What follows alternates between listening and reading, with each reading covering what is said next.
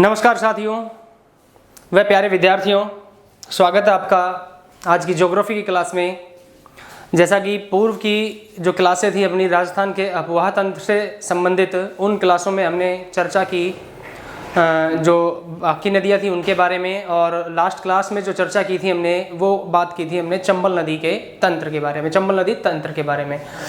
तो बच्चों आज की जो क्लास है उस आज की क्लास में हम चर्चा करेंगे यहाँ पर बनास नदी तंत्र को लेकर के। बनास नदी तंत्र जो है ये यहाँ राजस्थान के अंतर्गत नदी क्षेत्रों के अंतर्गत या राजस्थान का अपवाह तंत्र जो है उसमें महत्वपूर्ण स्थान रखता है। यहाँ ये जो बनास नदी है राजस्थान की सबसे लंबी नदी मानी जाती है।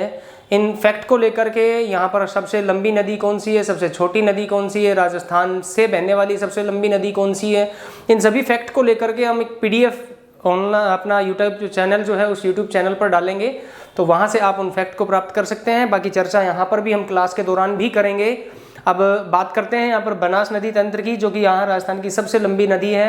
आप मैप में देख रहे होंगे, आपको दिखाई दे रहा होगा ये ग्रीन पॉइंट जो है यहाँ से लेकर के और यहाँ ये जो ब्लैक स्पॉट दिखाई दे रहा है यहाँ तक आकर के फिर ये चंबल नदी में मिलती है। तो ये जो ग्रीन वाली लाइन आपको दिखाई दे रही है ये है बनास नदी, जो कि किसकी सहायक नदी है, चंबल की सहायक नदी है। पिछली क्लास में हमने चंबल के बारे में बात की थी, तो उसकी सहायक नदियां हमने पढ़ी थी। उन सहायक नदियों में बनास के बारे में हमने कहा था कि चर्चा करेंगे, नेक्स्ट क्लास में विस्तार पूर्वक चर्चा करेंगे। तो अब हम बात करेंगे यहाँ पर बनास नदी के बारे में। तो बनास नदी के बारे में सबसे पहले बच्चों उसके उद्गम और समापन को लेकर के चर्चा कर लेते हैं। तो बच्चों देखिएगा, इसका उद्गम और समापन जो है वो कहाँ से माना जाता है। उद्गम की बात करें तो उद्गम देखिएगा बच्चों खमनोर की पहाड़ियों से, खमनोर की पहाड़ी जो है यहाँ से माना जाता है। और खमनोर की पहाड़ी राजस्थान के किस जिले के अंतर्गत है, राजसमंद में। खमनोर की पहाड़ी राजसमंद से बनास नदी उद्गमित होकर के और पूर्व की तरफ बहना प्रारंभ करती है और बहते हुए राजस्थान के विभिन्न 6 जिलों से गुजरती है। उन जिलों की यदि हम बात करें तो पहला जिला आपके सामने देखिएगा, उद्गम आपको पता है तो क्लियर हो गया, वहां पर राजसमंद जिले से निकल रही है। राजसमंद के बाद ये प्रवेश करती है चित्तौड़गढ़ में, उसके बाद ये जाती है भीलवाड़ा में, भीलवाड़ा से अजमेर और अजमेर के बाद टोंक जिले में प्रवेश करते हुए सवाई माधोपुर में जाती है। और सवाई माधोपुर जो जिला है राजस्थान का उसमें रामेश्वरम घाट खंडार तहसील सवाई माधोपुर में चंबल नदी से जाकर के मिल जाती है। तो अब देखिएगा उद्गम आपके सामने है यहाँ पर खमनोर की पहाड़ी राजसमंद। समापन की बात करें बच्चों तो समापन देखिएगा, समापन इसका माना जाता है रामेश्वर घाट खंडार तहसील सवाई माधोपुर, ये इसका समापन माना जाता है बच्चों। तो ये दोनों क्वेश्चन जो है आपके सामने क्लियर हैं, इसके आंसर आपके सामने क्लियर हैं। उद्गम खमनोर की पहाड़ी राजसमंद और समापन माना जाता है बच्चों रामेश्वरम घाट खंडार तहसील सवाई माधोपुर। अब बात करेंगे बच्चों इसकी लंबाई को लेकर के, और लंबाई की यदि बात करें तो लंबाई देखिएगा बच्चों, इसकी जो लंबाई मानी जाती है वो मानी जाती है 480 किलोमीटर। 480 किलोमीटर यहाँ पर इसकी लंबाई मानी जाती है। और लंबाई की दृष्टि से बनास नदी राजस्थान की सबसे लंबी नदी मानी जाती है। देखिएगा सवाल यहाँ लंबाई को लेकर के कैसे आते हैं, राजस्थान की सबसे लंबी नदी कौन सी है। तो राजस्थान की सबसे लंबी नदी की बात करें तो यहाँ पर बच्चों आंसर क्या होगा, बनास।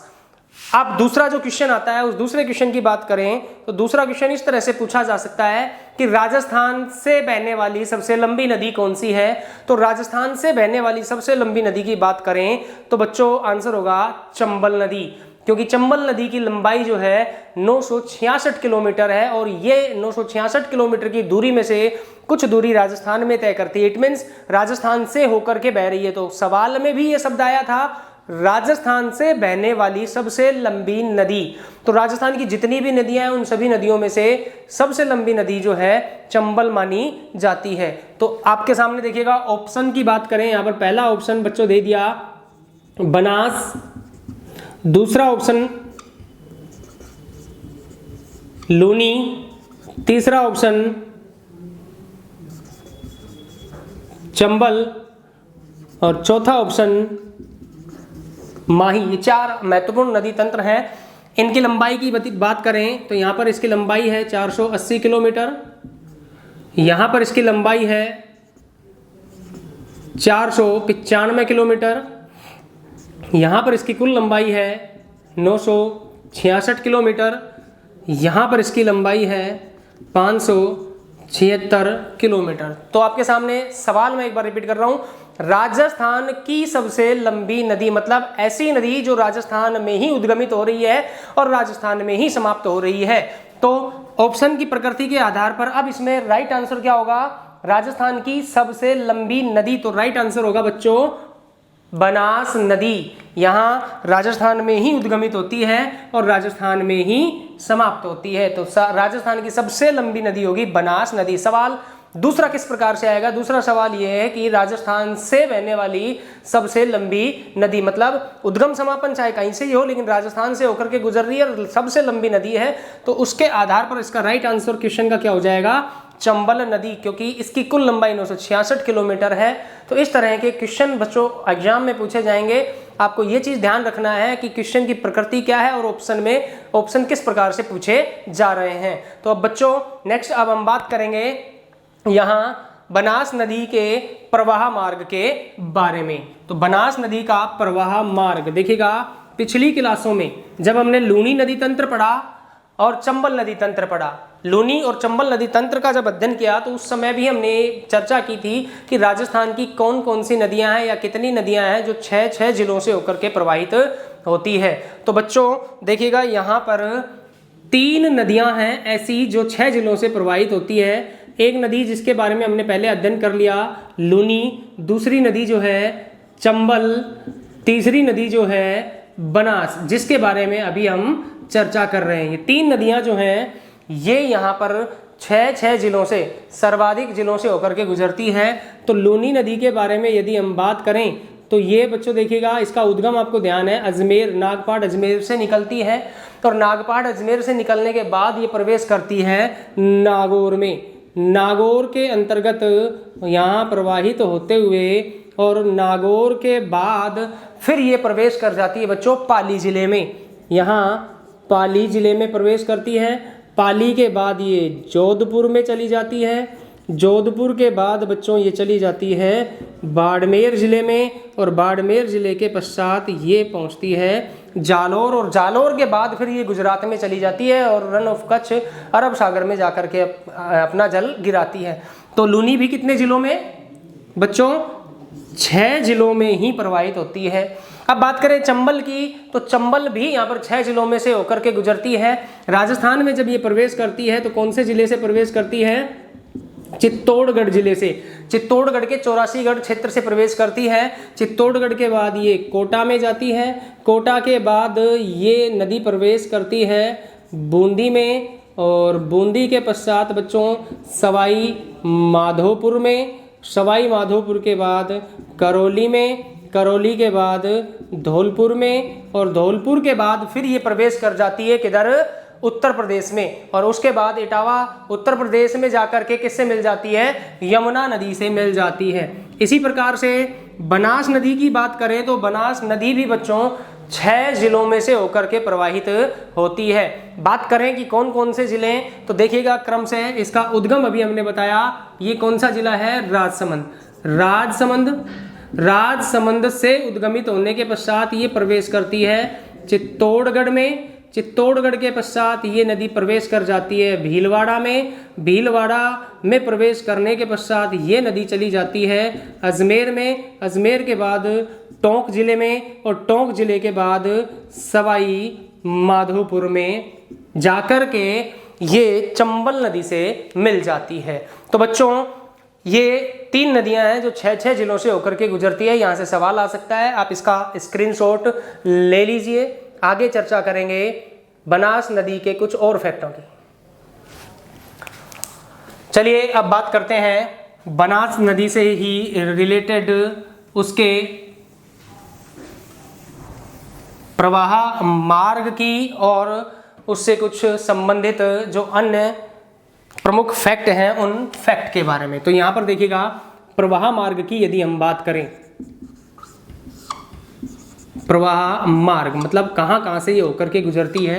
अभी उन जिलों की चर्चा की थी। यहाँ देखिएगा मैप में आप इधर ये जो स्पॉट आपको दिखाई दे रहा है, बिंदु जो दिखाई दे रहा है, यहाँ खमनोर की पहाड़ियाँ हैं। खमनोर की पहाड़ी राजसमंद से उद्गमित होकर के उसके बाद ये प्रवेश करती है चित्तौड़गढ़ जिले में, चित्तौड़गढ़ जिले से फिर ये जाती है भीलवाड़ा में, भीलवाड़ा से फिर ये प्रवेश करती है अजमेर में, अजमेर से फिर ये प्रवेश करती है टोंक में, और टोंक से फिर ये प्रवेश करती है यहाँ सवाई माधोपुर जिले में। तो ये हो गया इसका प्रवाह मार्ग। देखिएगा मैं यहाँ पर बोर्ड पे मेंशन कर देता हूँ। प्रवाह मार्ग की यदि हम बात करें तो खमनोर की पहाड़ी, राजसमंद,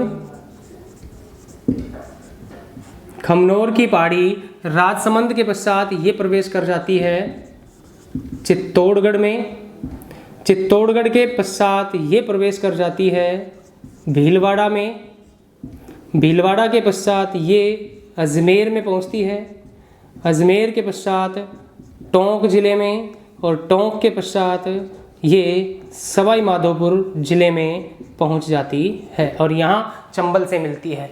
तो बच्चों इसका स्क्रीनशॉट ले लीजिए। फिर बात करते हैं आगे इस नदी के ऊपर स्थित प्रमुख परियोजना की और साथ ही साथ इसकी सहायक नदियों की।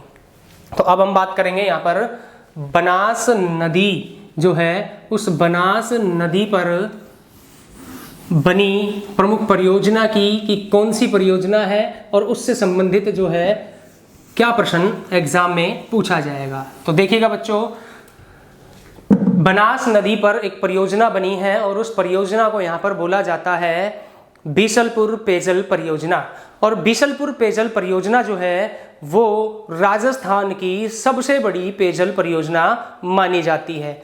जिसकी लोकेशन की बात करें तो देखिएगा मैप में आप इधर ध्यान दीजिए, यहाँ ये जो स्पॉट दिखाई दे रहा है ये स्पॉट बीसलपुर क्षेत्र है। क्या नाम है इस जगह का? बीसलपुर, बीसलपुर। और इसी बीसलपुर क्षेत्र के अंतर्गत यहाँ पर एक डैम बनाया गया और उस डैम को नाम दिया गया बीसलपुर बांध। और बीसलपुर बांध के माध्यम से यहाँ राजस्थान में जो है जल आपूर्ति का कार्य किया जाता है। वर्तमान समय में बीसलपुर डैम के माध्यम से 3 जिलों में जल आपूर्ति का कार्य संपन्न किया जाता है। नंबर 1 टोंक जिला स्वयं, वहाँ पर जलापूर्ति का कार्य किया जा रहा है बीसलपुर डैम के माध्यम से। उसके बाद अजमेर में पेयजल आपूर्ति की जा रही है और जयपुर जिले के अंतर्गत भी पेयजल आपूर्ति का कार्य किया जा रहा है। तो ये 3 जिले जो हैं बीसलपुर डैम से यहाँ पानी और उसका जो लाभ है वो उसका प्राप्त करते हैं। और उसके पश्चात अब देखिएगा ये जो बीसलपुर डैम है, इस बीसलपुर डैम के पास ही यहाँ इस बनास नदी से रिलेटेड एक महत्वपूर्ण फैक्ट की चर्चा करते हैं। लेकिन उससे पहले हम बात करेंगे बनास नदी की प्रमुख सहायक नदियों की। बनास नदी की जो प्रमुख सहायक नदियां हैं उन प्रमुख सहायक नदियों के बारे में चर्चा करें तो देखिएगा इसकी प्रमुख सहायक नदियां कौन सी हैं। सहायक नदियां,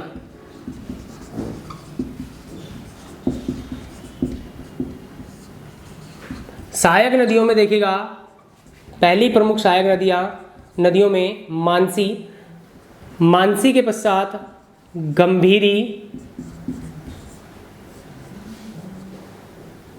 उसके बाद बांडी, मानसी, गंभीरी, बांडी, और उसके पश्चात की बात करें तो कोठारी इसकी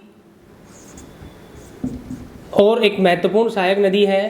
कोठारी के बाद बच्चों देखिएगा बेडच नदी, बेडच नदी जो है, इस बेडच के बाद मेनाल नदी, मेनाल नदी के बाद खारी नदी, खारी नदी के बाद सहोदरा नदी, और सहोदरा के पश्चात यहाँ पर डाई। ये नदियाँ जो हैं ये बनास की प्रमुख सहायक नदियाँ मानी जाती है। यहाँ पर हम कुछ महत्वपूर्ण नदियों के बारे में चर्चा करेंगे और वो नदियाँ महत्वपूर्ण क्यों हैं, ये इसलिए महत्वपूर्ण है क्योंकि देखिएगा ये नदियाँ बनास नदी के साथ मिलकर के त्रिवेणी संगम का निर्माण करती हैं। किसका निर्माण करती हैं? त्रिवेणी संगम का निर्माण करती हैं। इसीलिए ये नदियाँ जो हैं महत्वपूर्ण हो जाती हैं।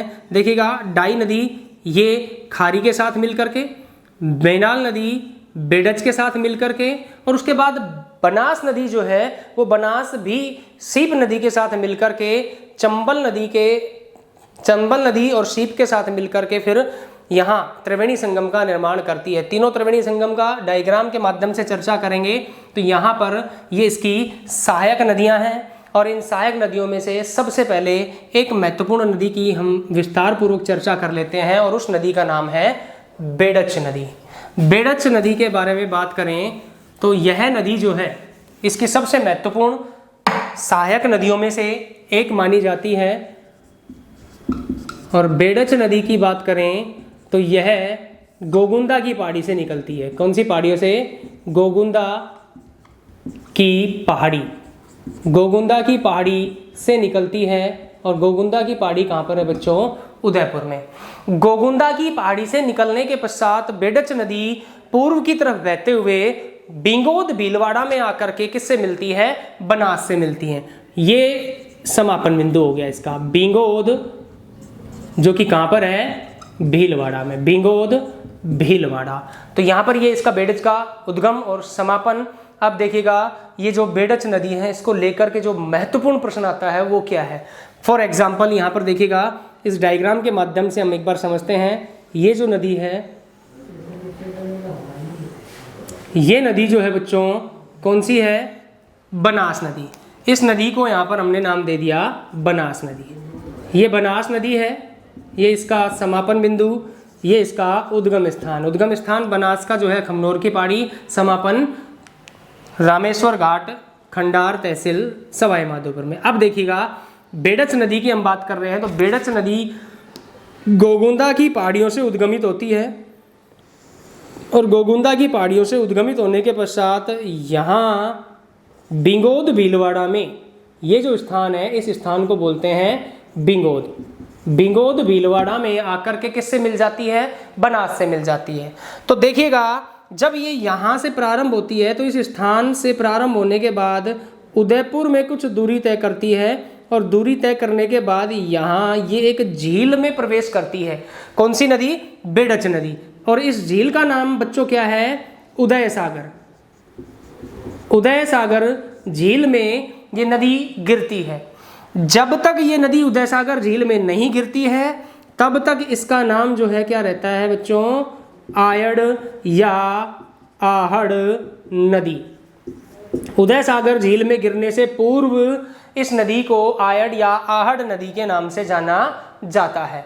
जब ये उदय सागर झील में गिर चुकी होती है और उसके बाद गिरने के बाद जब ये इससे निकलती है तब इसका नाम आगे बच्चों क्या पड़ जाता है? बेडच पड़ जाता है। फिर इसको क्या कहा जाता है?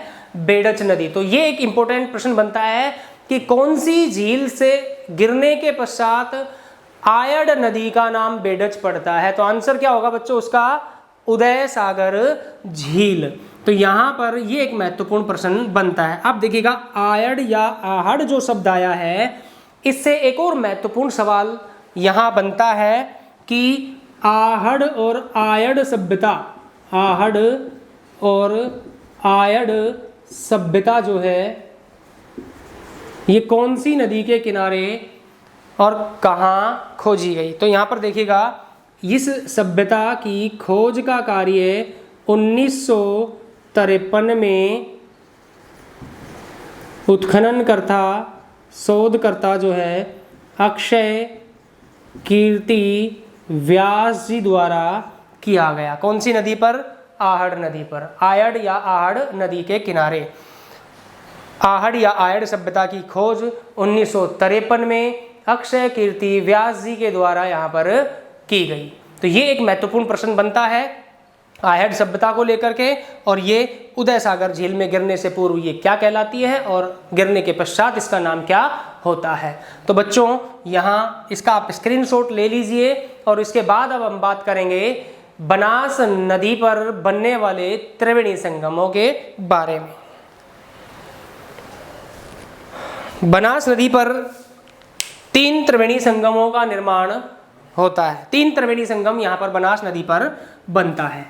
तो यहाँ पर उन तीनों त्रिवेणी संगमों के बारे में चर्चा करेंगे पहला जो त्रिवेणी संगम है उस त्रिवेणी संगम को बोला जाता है बिंगोद त्रिवेणी संगम। बिंगोद त्रिवेणी संगम जो है ये कहाँ पर बनता है बच्चों? भीलवाड़ा में। देखिएगा वापस से डायग्राम के माध्यम से ही समझते हैं।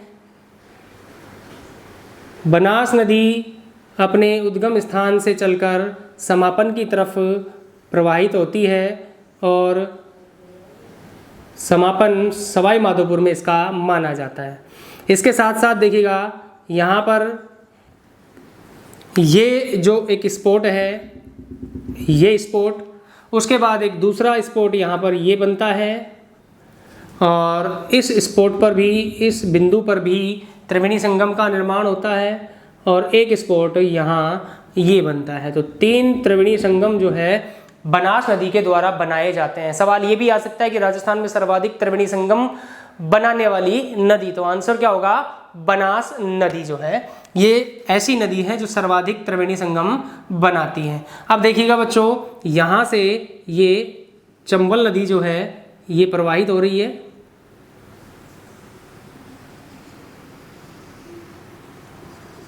जानापाव की पहाड़ी से निकलती है, रिटावा उत्तर प्रदेश में यमुना से मिलती है। इस नदी का नाम है चंबल नदी और यहाँ पर इस नदी को हम नाम दे रहे हैं, किस नाम से जानी जाती है? ये चंबल की सबसे प्रमुख नदी बनास नदी।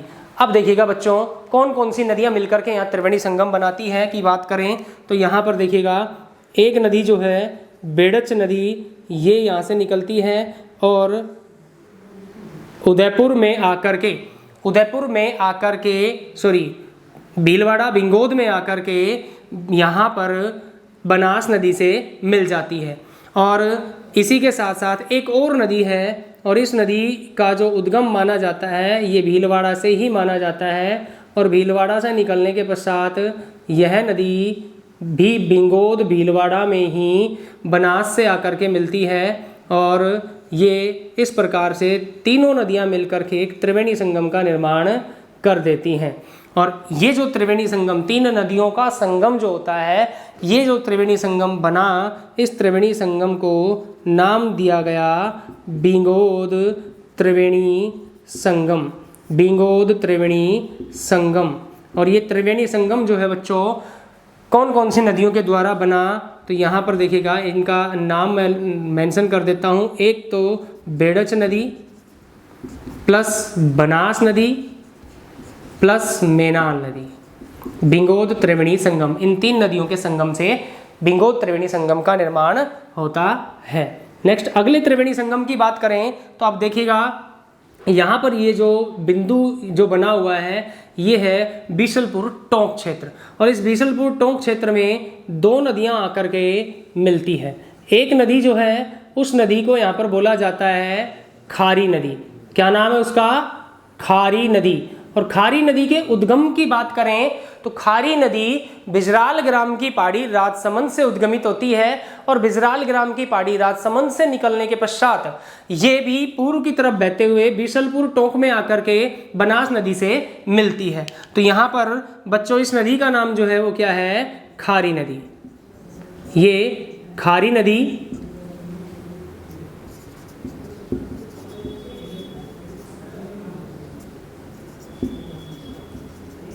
और इसी के साथ साथ एक और नदी आकर के यहाँ पर मिलती है और इस नदी को यहाँ पर बोला जाता है डाई नदी। यहाँ अजमेर के बिनाए ग्राम क्षेत्र से निकलती है और अजमेर के बिनाए क्षेत्र से निकलने के पश्चात यह नदी बीसलपुर टोंक में ही आकर के किससे मिल जाती है? बनास नदी से मिल जाती है। और इस नदी का नाम क्या है बच्चों? डाई नदी। तो ये 2 नदियां आकर के बनास में मिल रही हैं और त्रिवेणी संगम का निर्माण कर रही हैं। तो इस त्रिवेणी संगम को यहाँ पर नाम दिया जाता है बच्चों बीसलपुर त्रिवेणी संगम। बीसलपुर त्रिवेणी संगम की बात करें तो ये कौन कौन सी नदियों के द्वारा मिलकर के बनाया जाता है? खारी प्लस बनास प्लस डाई नदी।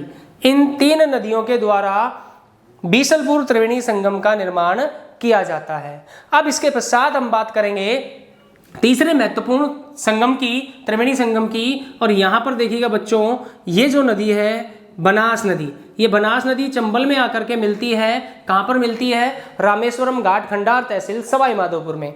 और यहाँ पर आकर के ये इस चंबल के साथ अपना जल मिलाती है। साथ ही साथ मध्य प्रदेश से एक छोटी नदी, जिस नदी का नाम क्या है? सीप नदी। क्या नाम है बच्चों उस नदी का?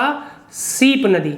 ये सीप नदी मध्य प्रदेश से उद्गमित होती है और मध्य प्रदेश से उद्गमित होने के पश्चात ये यहाँ सवाई माधोपुर खंडार तहसील के अंतर्गत जो रामेश्वर घाट स्थान है, उस स्थान पर आकर के चंबल से मिलती है। तो यहाँ पर ये तीनों नदियाँ आपस में मिलती है और मिलने के बाद एक संगम का निर्माण करती हैं और उस संगम को उसी स्थान के नाम के आधार पर रामेश्वरम त्रिवेणी संगम के नाम से संबोधित किया जाता है। तो तीसरा जो त्रिवेणी संगम बन रहा है वो कौन सा है बच्चों?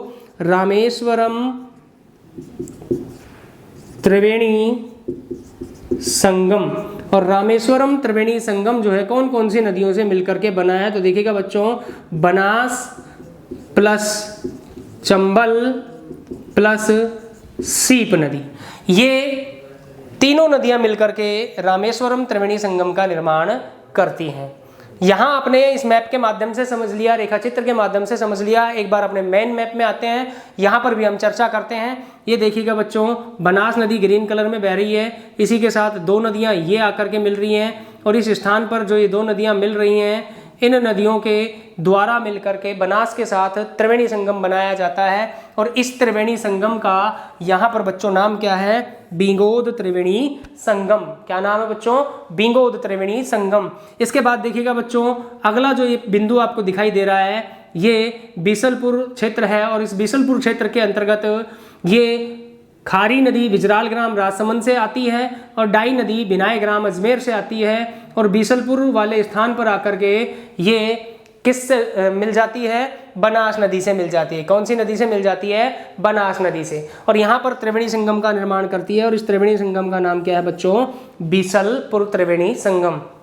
तीसरा और अंतिम त्रिवेणी संगम जो बनास नदी के द्वारा बनाया जाता है, वो बनाया जाता है रामेश्वरम घाट पर। और यहाँ रामेश्वरम घाट पर बनास नदी स्वयं और एक इसकी चंबल की जो सहायक नदी है सीप नदी, ये आकर के मिलती हैं चंबल से। और चंबल से मिलने के बाद यहाँ रामेश्वरम घाट त्रिवेणी संगम, रामेश्वरम घाट त्रिवेणी संगम का निर्माण किया जाता है। तो ये तीन त्रिवेणी संगम बनास नदी के द्वारा बनाए जाते हैं। तो बच्चों, ये आज की क्लास की जो चर्चा हमने की, ये बनास नदी तंत्र को लेकर के की। और बनास नदी तंत्र जो है, अब इसके पश्चात हम चर्चा करेंगे दो और नदी तंत्रों की, और उन नदी तंत्रों का नाम है बाण गंगा नदी और गंभीर नदी। उन दोनों ही नदी तंत्रों को भी हम यहाँ पर इनके साथ अध्ययन करेंगे। तो देखिए बच्चों, हम बात कर रहे थे बंगाल की खाड़ी में गिरने वाली नदियों के बारे में, और उस क्रम में, उस सिलसिले में हमने बात की अभी चंबल और बनास नदी तंत्र की। अब दो और छोटी छोटी नदियां जो बची हुई हैं उनके बारे में चर्चा कर लेते हैं। तो आइए, दो नदियां जो बची हैं उनके बारे में बात करते हैं। बंगाल की खाड़ी में गिरने वाली नदियों के क्रम में अगला जो नदी क्रम है वो है बाणगंगा नदी।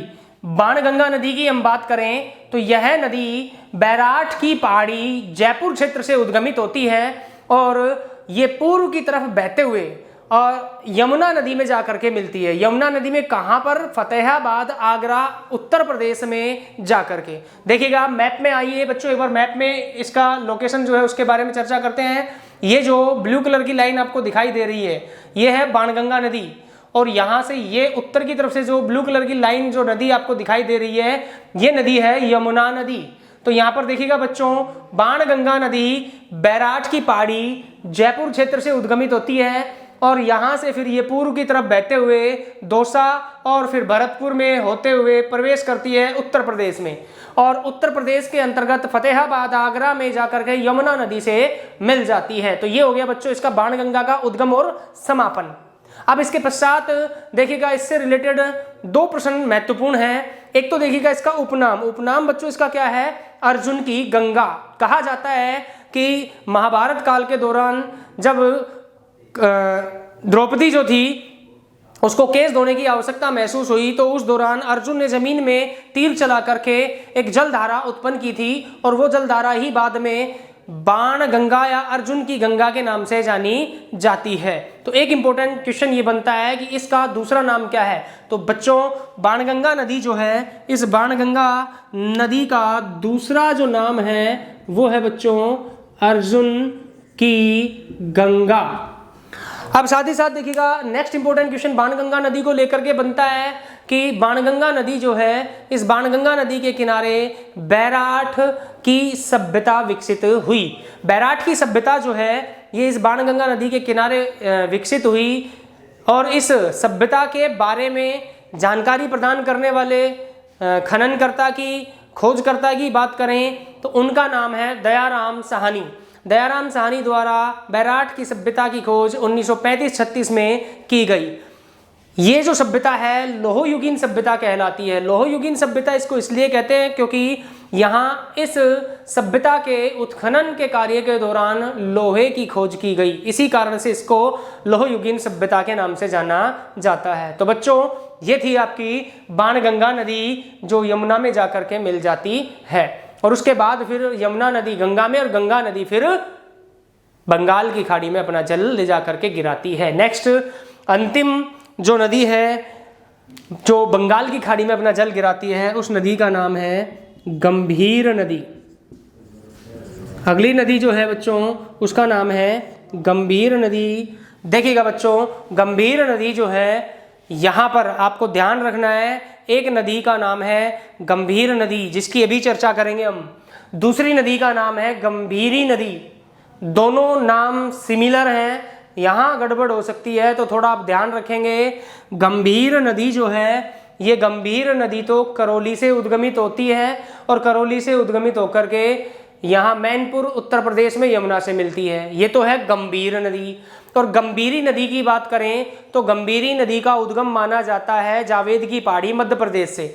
जावेद की पहाड़ी मध्य प्रदेश से उद्गमित होने के पश्चात गंभीर नदी बहते हुए राजस्थान के चित्तौड़गढ़ जिले में प्रवेश करती है और चित्तौड़गढ़ जिले के अंतर्गत आकर के ये किससे मिल जाती है, बेडच नदी से मिल जाती है। तो गंभीरी नदी बेडच की सहायक नदी है जो राजस्थान के दक्षिणी क्षेत्र में बहती है चित्तौड़गढ़ जिले में, तो वो तो है गंभीरी नदी। और इस नदी की बात कर रहे हैं करौली जिले से उद्गमित होती है, ये है गंभीर नदी। ये चीज आपको ध्यान रखनी है बच्चों।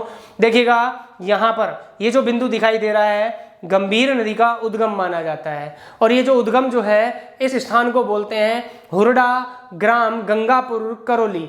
हुरडा ग्राम गंगापुर करौली से उद्गमित होती है गंभीर नदी। उसके बाद ये बहते हुए प्रवेश करती है उत्तर प्रदेश में। उत्तर प्रदेश में प्रवेश करने के बाद ये वाला जो स्थान है इस स्थान को यहाँ पर मैनपुर उत्तर प्रदेश के नाम से जाना जाता है और मैनपुर उत्तर प्रदेश में जाकर के गंभीर नदी यमुना नदी से मिल जाती है। तो बच्चों ये हो गया इसका उद्गम और समापन। हुरडा ग्राम करौली से उद्गमित होकर के पूर्व की तरफ बहते हुए मैनपुर उत्तर प्रदेश में जाकर के यमुना से मिलती है। अब इसका एक मोस्ट इंपोर्टेंट क्वेश्चन बनता है बच्चों, यहाँ पर जो गंभीर नदी है इस गंभीर नदी के ऊपर यहाँ एक बांध बनाया गया है और उस बांध का नाम है पांचना बांध। और इस पांचना बांध की विशेषता देखिएगा, इस बांध का निर्माण 1.5 किलोमीटर लंबाई में किया गया और इस बांध की विशेषता है कि ये पूर्ण रूप से मिट्टी से निर्मित बांध है और इस बांध का निर्माण करने में आर्थिक मदद ली गई अमेरिका की। अमेरिका ने आर्थिक मदद प्रदान की और यहाँ पर इस बांध का निर्माण करवाया गया और उसका नाम रखा गया पांचना बांध, जो राजस्थान का पूर्णतः निर्मित मिट्टी से निर्मित बांध माना जाता है। साथ ही साथ एक और इम्पोर्टेंट क्वेश्चन बनता है इस पांचना बांध को लेकर के कि ये जो पांचना बांध है ये 5 नदियों के संगम पर बना हुआ है और उन 5 नदियों के संगम, उन 5 नदियों के बारे में बात करें तो उन 5 नदियों का नाम जो है बच्चों क्रम से देखिएगा क्या है। एक जो नाम है उसको तो बोलते हैं बरखेड़ा, एक नदी जो है बरखेड़ा के नाम से जानी जाती है। दूसरी नदी जो है बच्चों उसको बोलते हैं भद्रावती, भद्रावती के नाम से जानी जाती है। तीसरी नदी का नाम यहाँ पर बच्चों देखिएगा अट्टा। चौथी नदी जो है उसको बोलते हैं भैंसावर और 5वीं नदी जो है उसको बोलते हैं मांची। ये 5 नदियां, इन 5 नदियों के संगम पर गंभीर नदी करौली पर यहाँ पर पांचना बांध का निर्माण करवाया गया है। तो बच्चों ये राजस्थान का अपोहा तंत्र, जिसके अंतर्गत हम बंगाल की खाड़ी में गिरने वाली नदियों की चर्चा कर रहे थे, कंप्लीट। तो आज की क्लास में इतना काफ़ी। नेक्स्ट अगली क्लास में मिलते हैं आप सभी से नए टॉपिक के साथ, नए फैक्ट के साथ, और बात करेंगे उन सभी नए फैक्ट्स के बारे में। धन्यवाद, थैंक यू।